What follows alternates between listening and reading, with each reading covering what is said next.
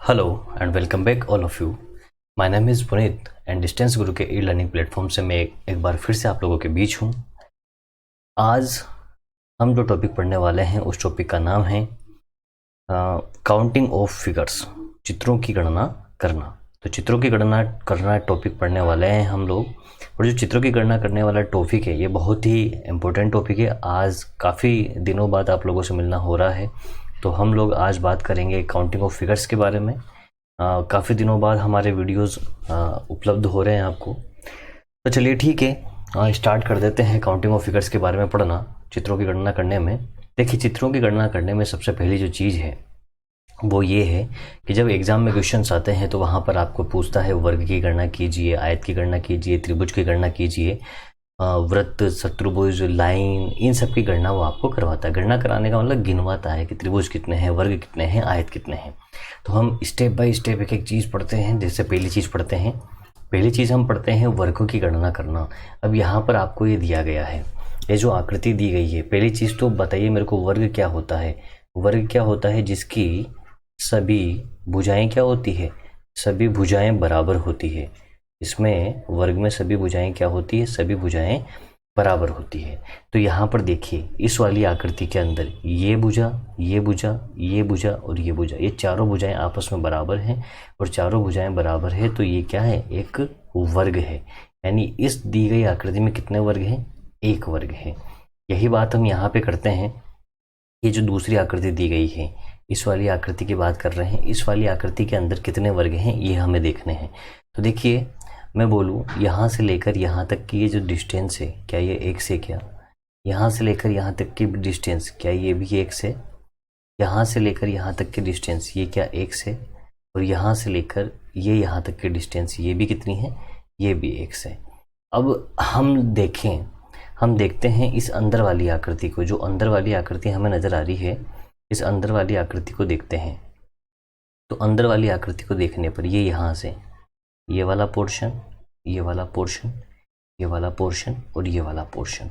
अब यहाँ पर देखिए, ये वाली आकृति तो एक, ये वाली यहाँ से लेकर ये, इसको अगर ए नाम दूँ, ए, और इसको अगर मैं बी नाम दूँ, तो ए से लेकर बी तक की लंबाई एक से, और यहाँ से लेकर यहाँ तक की जो लंबाई है, ये जो लंबाई है वो x/2 है। यानी वर्ग की क्या सभी भुजाएं बराबर होती है? वर्ग की सभी भुजाएं बराबर होती है। क्या यहाँ पर बराबर है?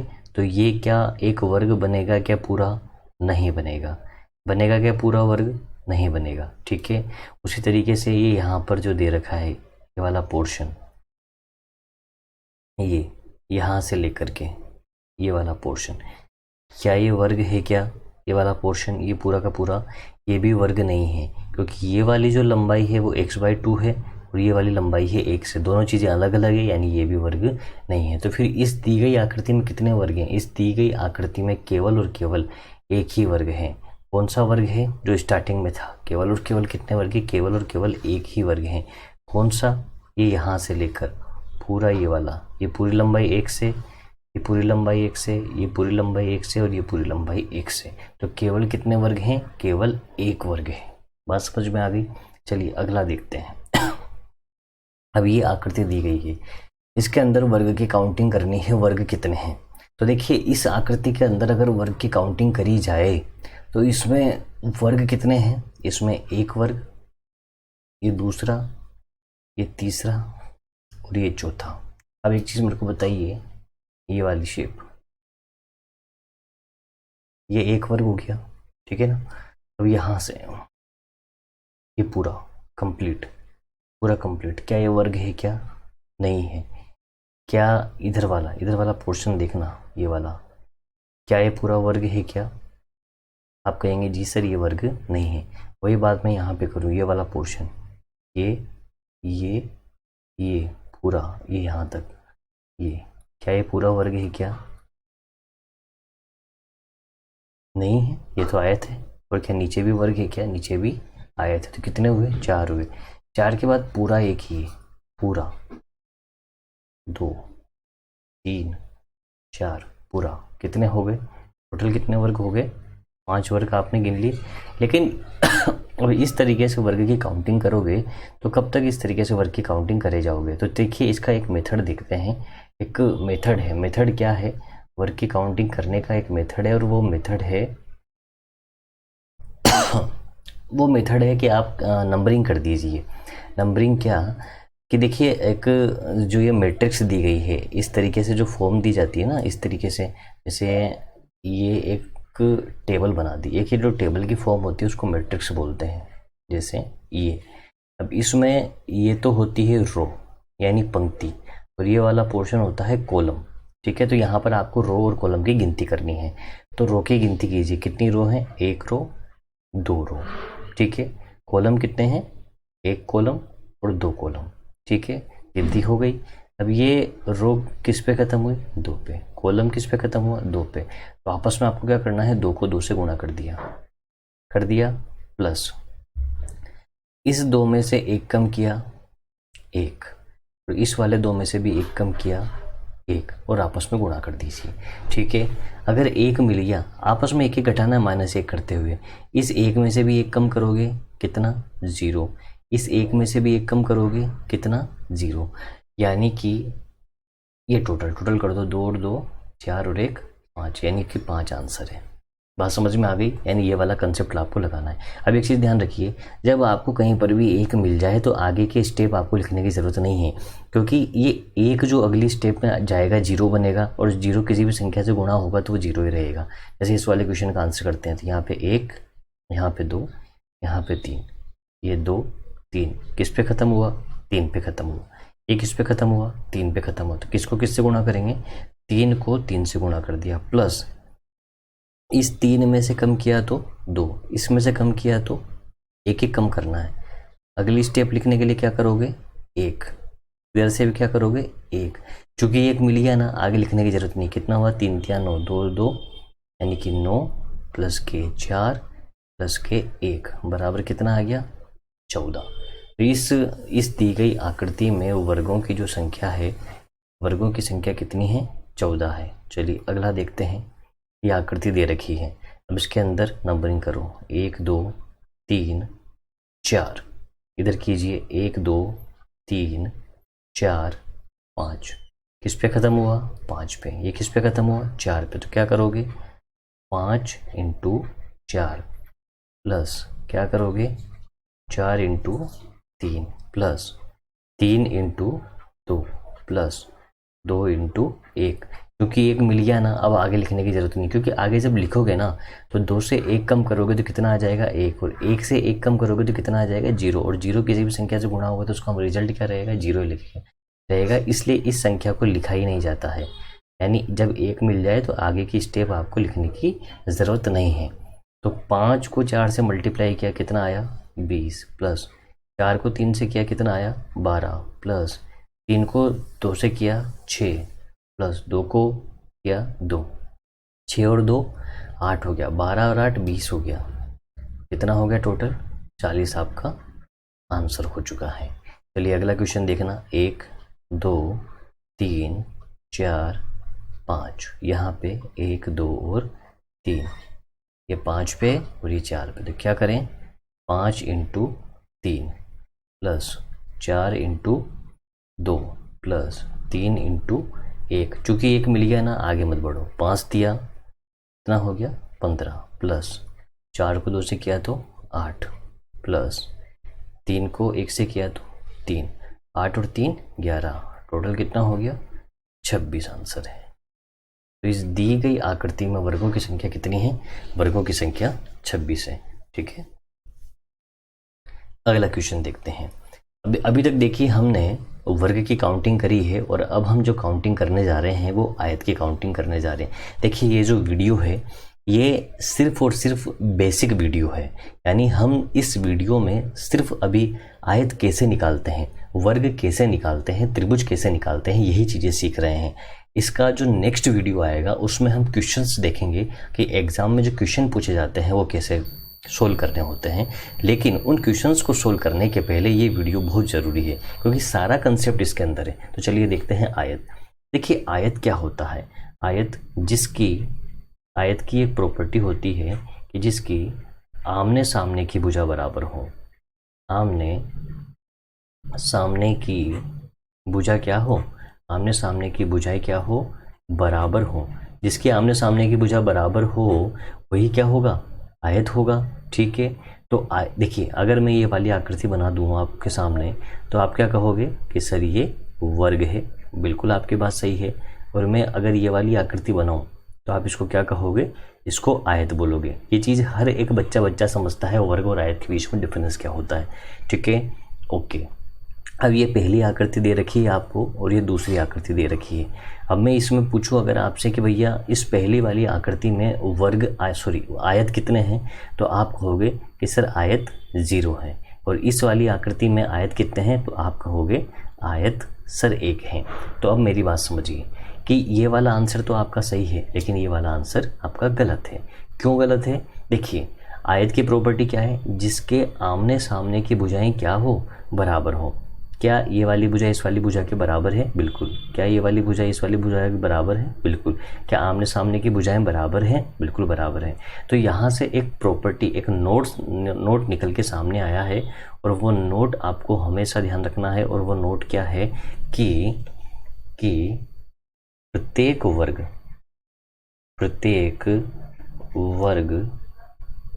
एक आयत होता है।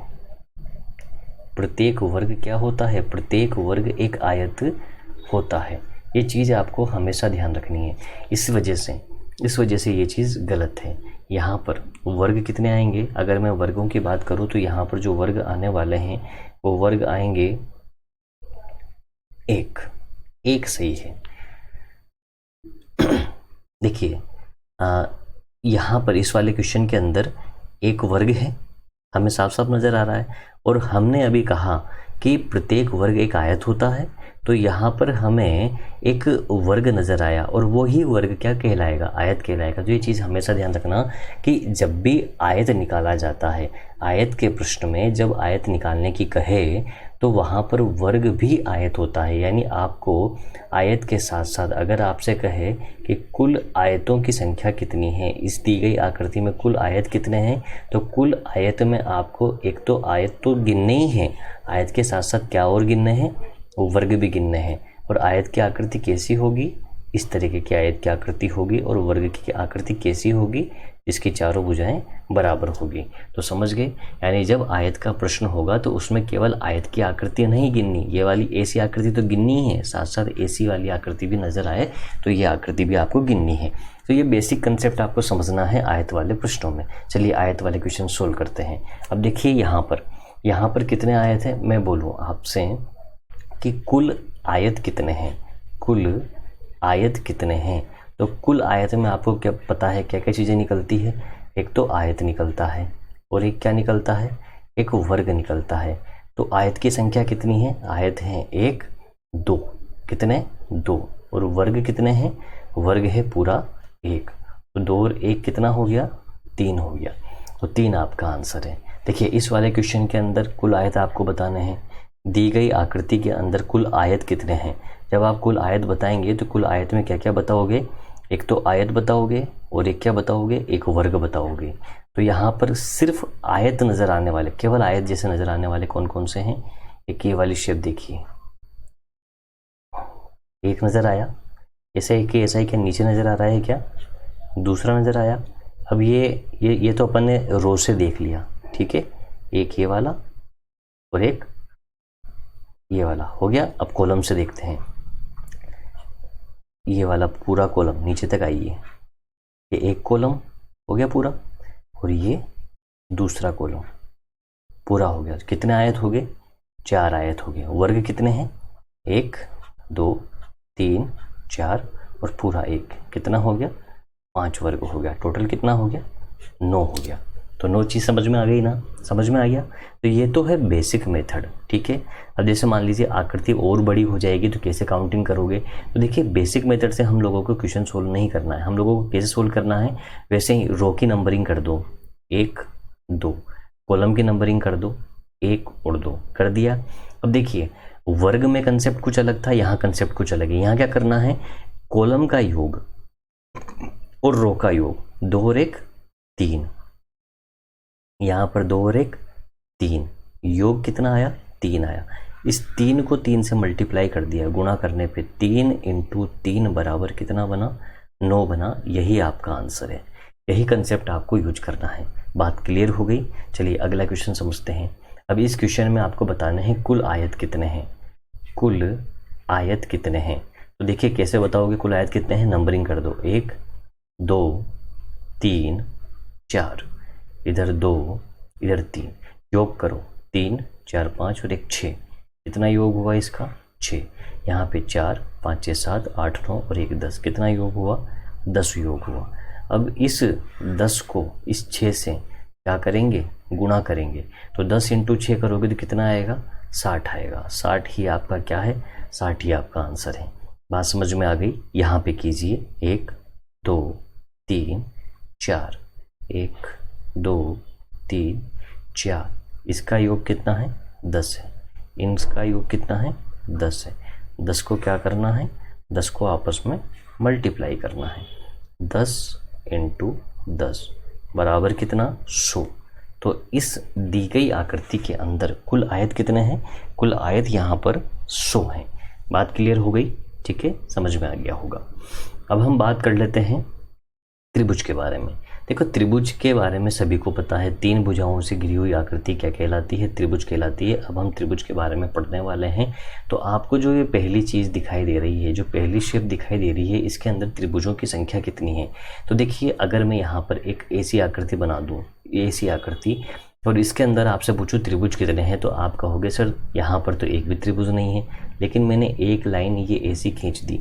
देखिए इस एक लाइन के खींचने की वजह से त्रिभुज कितने बन गए, एक त्रिभुज ये वाला बन गया, एक त्रिभुज ये वाला बन गया, यानी एक त्रिभुज ये है और एक त्रिभुज ये है। टोटल त्रिभुज कितने हैं, टोटल त्रिभुज 2 त्रिभुज हो गए 2 त्रिभुज। अब मेरे को बताइए इस नीचे वाली आकृति को देखिए, इस नीचे वाली आकृति में क्या है, कितनी लाइनें खींची, 1 लाइन 2 लाइन। अब नीचे वाली आकृति में त्रिभुज कितने हैं, देखिए एक लाइन को खींचने से 2 त्रिभुज बने, तो यहाँ 2 लाइनों को खींचने से 2 त्रिभुज और बन जाएंगे, 2 और 2 4 हो जाएंगे ना। लेकिन अगर आप ऐसा करोगे तो माय डियर फ्रेंड्स आप गलत कर रहे हैं, ऐसा नहीं होता है। तो देखिए यहाँ पे क्या करना है, यहाँ पे आप गिनिए। सबसे पहले तो मैं बेसिक मेथड से गिन के बता देता हूँ, उसके बाद से जो टेक्निक यूज करनी है उस टेक्निक के बारे में बात करेंगे। सबसे पहले 1 2 3 4, क्या 4 त्रिभुज सबको नज़र आ रहे हैं, बिल्कुल नज़र आ रहे होंगे 4 त्रिभुज, ठीक है। इन 4 त्रिभुजों के बारे में देखिए, ये सिंगल सिंगल काउंट करें हैं। अब इन दोनों से मिलकर बनने वाले 1 और 2 से मिलकर बनने वाला एक त्रिभुज, ये 2 और 3 से मिलकर बनने वाला 2 त्रिभुज, 4 और 3 से मिलकर बनने वाला तीसरा त्रिभुज, और 4 और 1 से मिलकर बनने वाला पूरा ये 4 और 1 से मिलकर बनने वाला हो गया। यानी 4 त्रिभुज आपने पहले गिन लिए, 4 त्रिभुज ये हो गए, 4 4 कितने हो गए, 8 त्रिभुज हो गए 8 त्रिभुज। तो इसके अंदर कितने त्रिभुज हैं, कुल 8 त्रिभुज हैं, ना कि 4 त्रिभुज हैं। क्लियर बात समझ भाई। अब देखिए इनको करने का तरीका क्या है, इन क्वेश्चंस को सोल्व करने का कोई और मेथड है, कोई दूसरा मेथड, क्योंकि यहाँ तो आकृति छोटी है, इसमें लाइनें और हो सकती है, एक लाइन यहाँ हो सकती है, एक लाइन यहाँ हो सकती है। फिर क्या करेंगे, देखिए तरीका ये है कि आप इनकी नंबरिंग कर दीजिए, 1 2 3 4। क्या आपने नंबरिंग कर दी, बिल्कुल। नंबरिंग करने पे 4 पे ख़त्म हुई, तो जिस संख्या पे ख़त्म हुई है ना आप उसका डबल कर दें, गुणा 2 कर दें। अगर आप गुणा 2 करेंगे तो 4 को 2 से गुणा करेंगे तो क्या 8 ही आएगा ना। तो आपका आंसर कितना है, 8 आपका आंसर है। ये कंसेप्ट आपको फॉलो करना है। लेकिन ये कंसेप्ट कहाँ फॉलो होगा माय डियर फ्रेंड्स, ये ऐसे वाले क्वेश्चंस में ही फॉलो होगा जहाँ पर विकर्ण आपस में एक दूसरे को कट कर रहे हों। जैसे मान लीजिए मैंने एक क्वेश्चन दे दिया ऐसा वाला, ठीक है ये, और इसमें आपसे पूछा बोले त्रिभुज कितने हैं, तो आप यहाँ मत कर देना 1 2 3 और 4। सर देखो 4 का डबल 8। अरे माय डियर फ्रेंड्स यहाँ विकर्ण तो थे ही नहीं, विकर्ण होना जरूरी है।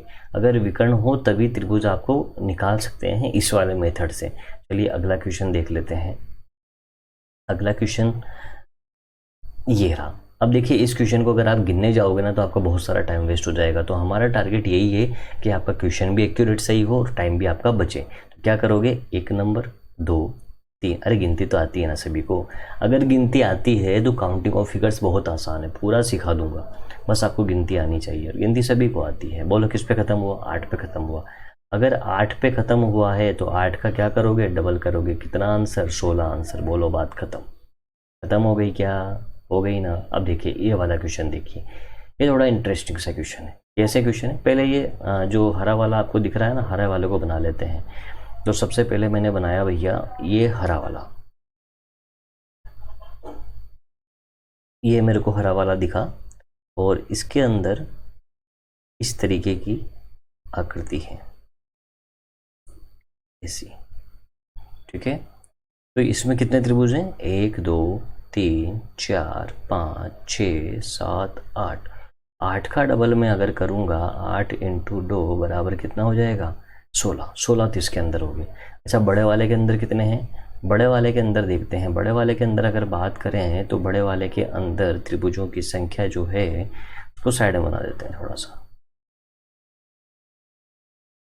और उसके अंदर भी कुछ इस तरीके की आकृति है, ऐसा ऐसा क्रॉस हो रहा है। और उस बड़े वाले के अंदर देखा तो 1 2 3 4 5 6 7 8, और इसमें भी क्या कर देंगे, 8 इंटू 2 बराबर के 16। अब इन दोनों को मिला के कितने हुए, तो हमेशा एक चीज़ ध्यान रखना कि अगर किसी आकृति के अंदर, किसी बड़ी आकृति के अंदर उसके ही जैसी एक छोटी आकृति फिट कर दी जाए तो उसमें भी त्रिभुजों की संख्या उतनी ही होगी जितनी कि बड़ी आकृति में है।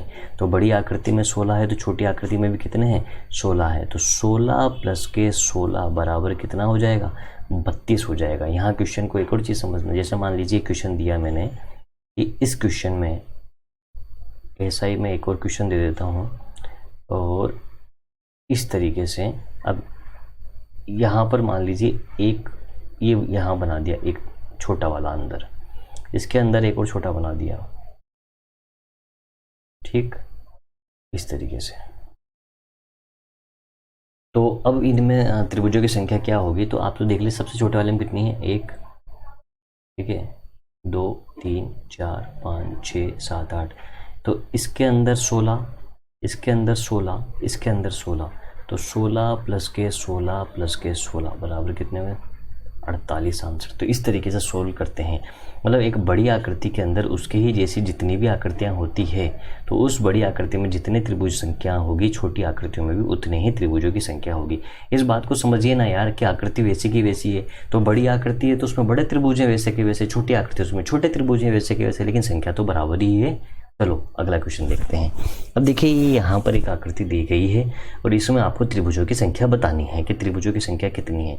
तो जनरल यहाँ पे करना क्या है, मैं डायरेक्ट टेक्निक की बात कर रहा हूँ। जैसे तो आपको त्रिभुज नजर आ रहे हैं, 1 और 2 त्रिभुज है, ठीक है, एक त्रिभुज ये वाला, एक त्रिभुज ये वाला, कितने त्रिभुज है, 2 त्रिभुज, और एक पूरा कंप्लीट त्रिभुज है, कितने त्रिभुज हो गए, 3 त्रिभुज हो गए। अब टेक्निक क्या है, क्योंकि क्वेश्चन तो बड़ा हो सकता है। तो देखिए आप क्या कीजिए कि बेस कितने पार्ट्स में डिवाइड हो रहा है, 1 पार्ट में, 2 पार्ट में, 2 और 1 कितना हो गया, 3। तो आपका आंसर है 3। इनको आपस में जोड़ दो। इसको देखो 1 2 3। तो करना क्या है, आपको इनका योग करना है, 1 प्लस 2 प्लस 3, 3 4 5 और 1 6। तो इस दी गई आकृति में त्रिभुजों की संख्या कितनी है, 6 है। आप किनके देख लीजिए, एक ये वाला त्रिभुज सिंगल गिनिए, एक ये वाला, एक ये वाला, 3 त्रिभुज हो गए, ठीक है। अब 1 और 2 को मिला के एक त्रिभुज, ये 2 और 3 को मिला के एक त्रिभुज है, कितने त्रिभुज हो गए, और एक इन तीनों को मिला के ये पूरा कंप्लीट त्रिभुज, तो क्या 6 त्रिभुज हो गए। तो इस तरीके से हम काउंटिंग करते हैं। चलिए इस वाले में बताइए, 1 2 3 4, टोटल त्रिभुज कितने हैं, 10 है। यह आपका आंसर हो गया, डायरेक्ट निकाला जा सकता है, कोई दिक्कत वाली बात नहीं। यहाँ देखिए, यहाँ 1 2 3 4। अब मैं कहूँ कि वही कंसेप्ट नहीं लग रहा क्या, एक बड़ी आकृति के अंदर उसके ही जैसी छोटी आकृति है, तो बड़ी आकृति में जितने त्रिभुज होंगे छोटी आकृति में भी तो उतने ही। देखो 1 2 3 4, तो बड़ी आकृति में अगर 10 हैं तो छोटी आकृति में भी कितने हैं, छोटी आकृति में भी 10 हैं, और 10 प्लस 10 बराबर कितना हो गया, 20 हो गया। 20 इसका आंसर है। बोलो बात समझ में आ गई। चलिए अगला देखते हैं। यहाँ पर देखिए कितने पार्ट्स में डिवाइड है, 1 2 3 4। यहाँ कितने में, 1 2, यहाँ कितने में, 1 2, 2 और 1 3, 2 और 1 3, 4 5 6 7 8 9 और 1 10, 10 और 3 13 और 3 16। ये 16 आपका आंसर है। चलिए यहाँ देखिए, 1 2 3 4 5 6, 1 2 3 1 2 3 3 4 5 और 1 6, 6 इसके अंदर है, 3 4 5 और 1 6, 6 इसके अंदर है, 6 5 11 4 15 16 17 18 19 20 और 1 21, 21 इस नीचे वाले के अंदर है। तो 6 और 6 12, यानी टोटल हो गए 33, 21 12 आपका 33 हो गया। तो 33 त्रिभुज इसके अंदर है। इस तरीके से आप लोग इसमें काउंट कर सकते हैं। अब देखिए यहाँ पर एक टेक्निक यूज होगी, टेक्निक आपको यूज करनी है। वो टेक्निक जो है वो टेक्निक है, अब इस तरीके से आकृति अगर आपको दे दी जाए, आकृति आपको यहाँ पर दी गई है, अगर इस तरीके से आकृति आपको दे दी गई, एक पर्टिकुलर आकृति के लिए बता रहा हूँ मैं, अगर ऐसी आकृति अगर कोई है आपके पास तो वहाँ पर क्या टेक्निक यूज होगी। एक सीरीज आप याद रखेंगे, एक सीरीज आपको याद रखनी है, और वो सीरीज है एक के बाद में 3 5 नहीं, 1 3 6 10 15 21। अब ये सीरीज याद रख लोगे, 1 3 6 10 15 21।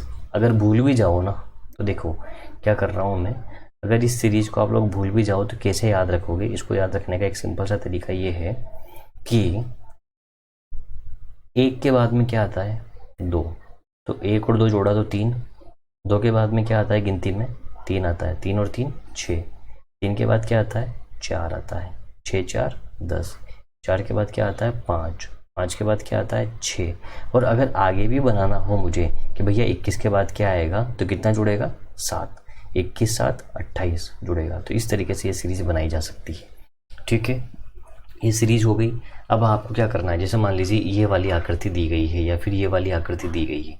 अगर आपके पास जैसे पहली वाली आकृति दी गई है तो उसके अंदर आप बेस में कितने त्रिभुज हैं वो देख रहे हैं। अच्छा, एक और चीज़, यहाँ पर आपको 2 तरीके के त्रिभुज नजर आएंगे, एक ऐसे वाले और एक ऐसे वाले। तो आपको हमेशा ऐसे वाले त्रिभुज कंसिडर करने हैं, ऐसे वाले त्रिभुज की काउंटिंग में नहीं लेने हैं। मैं बोलूँ यहाँ पे कितने त्रिभुज हैं, तो 1 त्रिभुज 2 त्रिभुज 3 त्रिभुज। आप इसको ऐसा मत कर देना 2 इसको ले लिया, 3 इसको कर दिया, 4 इसको कर दिया, जी नहीं, 2 में ये काउंट नहीं होगा। क्लियर है, 1 त्रिभुज 2 त्रिभुज 3 त्रिभुज। कितने पार्ट्स में डिवाइड है ये, 3 पार्ट्स में डिवाइड है, 3 पार्ट्स में डिवाइड है ना। ठीक है, बात समझ में आ रही है। अगर ये 3 पार्ट्स में डिवाइड है मतलब आपको 3 त्रिभुज नजर आ रहे हैं। अगर 3 त्रिभुज नजर आ रहे हैं तो ये जो सीरीज है ना, इसमें से भी 3 अंक उठाओ। कौन कौन से, शुरुआत से 3 अंक ले लो। शुरुआत से मैंने 3 अंक ले लिए, कौन कौन से लिया, 1 3 6। बात क्लियर हो रही है क्या, 1 3 और 6 ले लिया, 1 3 6। अब क्या करो, 6 3 9 और 1 10, इनका योग कर दो, 10 आ गया। अब आप लोग क्या करोगे, नीचे से ऊपर की ओर जाओगे, नीचे से ऊपर की ओर जाओगे। कभी भी ये चीज़ भूल जाओ कि ऊपर से नीचे की ओर जाना है, नीचे से ऊपर की ओर जाना है, तो ज़िंदगी में हमेशा हम ऊपर से नीचे की ओर नहीं जाते, हमेशा नीचे से ऊपर की ओर बढ़ते हैं। ठीक है, फिर क्या करना है, नीचे से ऊपर की ओर जाना है, एक छोड़ करके गोला करना है। जैसे पहला मिला, इसको छोड़ दिया, गोला कर दिया 3 पे, फिर एक छोड़ करके गोला करना है। एक छोड़ने का मतलब जो संख्या मिल रही है ना, जैसे ये मान लो पहली मंजिल, दूसरी मंजिल, तीसरी मंजिल, तो पहली मंजिल छोड़ी, दूसरी मंजिल पे गोला कर दिया, तीसरी मंजिल छोड़ी, चौथी मंजिल पे गोला करते। लेकिन यहाँ चौथे पे कुछ ही नहीं, यानी गोला किस पे हुआ, केवल 3 पे हुआ। तो जिस पे गोला हुआ है उसको भी जोड़ दो, तो टोटल कितने आ गए, 13 आपका आंसर हो गया। जब आप इसको काउंटिंग करेंगे ना तो इसके अंदर आपको 13 ही त्रिभुज नजर आएंगे। चलिए इसके अंदर बताइए, दूसरे वाले में 1 2 3 4। तो अब मेरे को बताइए इस ट्रिक को कितने तक, कितनी संख्याएं लेनी है ट्रिक में, 4 संख्या उठानी, तो 4 संख्या उठा लो। 4 संख्या कौन कौन सी, 1 3 6 10 उठा ली 4 संख्याएं, 1 3 6 10 उठा लिया। ठीक है, उठा लिया, 10 6 16 17 18 19 और 1 20, 20 हो गया, इनका योग तो 20 हो गया। अब क्या करना है, नीचे से ऊपर की ओर जाना है, एक छोड़ के गोला करना है। एक छोड़ा, गोला कर दिया, फिर एक छोड़ा, फिर गोला कर दिया। जिन जिन पे गोला किया है उनको भी जोड़ना है, 6 और 1 7, तो 7 इसमें जुड़ जाएगा। टोटल कितना आ जाएगा, 27 आपका आंसर हो जाएगा। अब देखिए कितने आसानी से क्वेश्चन सोल्व हो रहे हैं, और आपके एग्जाम का जो लेवल है ना, उस एग्जाम के लेवल में इससे ज़्यादा नहीं आता है। मतलब ये डायरेक्ट कंसेप्ट है जो ही पूछ जाते हैं। जैसे मान लीजिए ये 1 है, ये 2 है, ये 3 है, 4 है और ये 5 है। बोलो ट्रिक कहाँ तक यूज होगी, 1 3 6 10 और 15, इतनी ही ट्रिक यूज होगी। इससे आगे तो ट्रिक यूज नहीं होगी ना, क्योंकि यहाँ 5 ही है, इसलिए 1 3 6 10 15 यूज हो गया। अब आप इसकी काउंटिंग कर दीजिए, 6 3 9 और 1 10, 10 10 20 20 30 और ये कितना हो चुका है, 35 हो चुका है। 35 के बाद नीचे से ऊपर की ओर जाना है आपको, ये आप नीचे से ऊपर की ओर गए, एक छोड़ के गोला किया, 10 पे गोला हो गया, उसके बाद 3 पे गोला हो गया, तो 10 और 3 कितना हो गया, 13 हो गया। 35 और 13 जब करेंगे तो कितना आएगा, 48 आएगा। यानी इसके अंदर कितने त्रिभुज हैं, 48 त्रिभुज हैं। तो यहाँ पर देखिए सारे कुछ कंसेप्ट बेस से डिपेंड करता है। अगर बेस 3 है तो त्रिभुजों की संख्या 13, अगर बेस 4 है तो त्रिभुजों की संख्या 27, और अगर बेस 5 हैं तो त्रिभुजों की संख्या कितनी है, 48 है। तो ये बेस अगर 3 है तो त्रिभुजों की संख्या कितनी है, 13, बेस 4 है तो त्रिभुजों की संख्या कितनी है, 27, और बेस 5 है तो त्रिभुजों की संख्या कितनी है, 48 है। अब इसको आप डायरेक्ट याद ही कर लें तो ज़्यादा बेटर है, क्योंकि वहाँ पर एग्ज़ाम के अंदर आपको आंसर लगाना होता है। और ये जो क्वेश्चन आने वाला है, अगर क्वेश्चन आता है तो इसका पैटर्न बिल्कुल फिक्स है, यही पैटर्न आने वाला है। तो बात समझ में आ गई ना। तो आज हमने देखिए वर्ग के बारे में देखा है, त्रिभुज के बारे में देखा है, आयत के बारे में देखा है कि इनको काउंटिंग कैसे करी जाती है, वर्ग की काउंटिंग कैसे करते हैं, त्रिभुज की काउंटिंग कैसे करते हैं, आयत की काउंटिंग कैसे करते हैं। अभी हम लाइन की काउंटिंग करना सीखेंगे, और क्वेश्चंस जो हैं एग्ज़ाम में क्वेश्चंस कैसे कैसे आएंगे, क्योंकि ये जो मैंने सिलेक्टेड 5-10 क्वेश्चन बताए ये तो आएंगे नहीं, है ना। ये तो सिर्फ अपने एक तरीका सीखा है। अब हम क्वेश्चंस बनाना सीखेंगे, क्वेश्चंस सोल्व कैसे किए जाते हैं एग्ज़ाम के, तो वो सीखेंगे। तो वो हम नेक्स्ट वीडियो में सीखेंगे। तो तब तक के लिए सभी को नमस्कार। आज का वीडियो यहीं पे ख़त्म करेंगे, अगले वीडियो में मिलते हैं आपको। Okay, bye bye.